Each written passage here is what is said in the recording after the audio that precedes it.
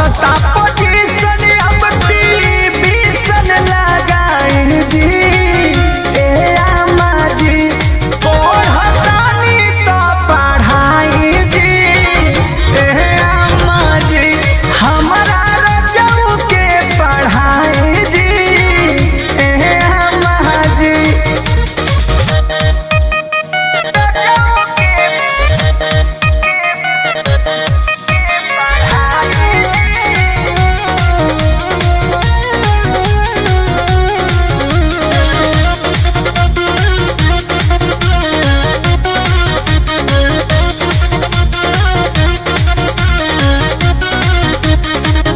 एमे ओमे पास करी है बीएडी डॉक्टर कहला कटर चाहे बन जई है सीएडी ए अम्मा जी अरे पंकज बबुआ लेखा हो गई है।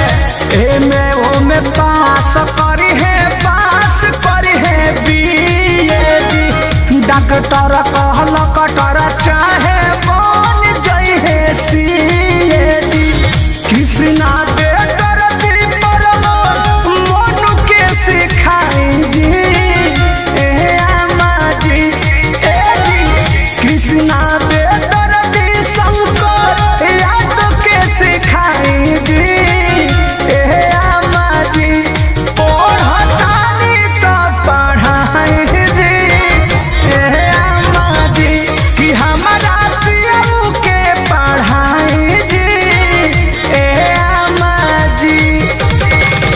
खेती किसानी जानी पियऊ से कराई जी ए आमा जी पढ़तानी तो पढ़ाई जी ए आमा जी हमारा रजऊ के पढ़ाई जी ए आमा जी। कॉपी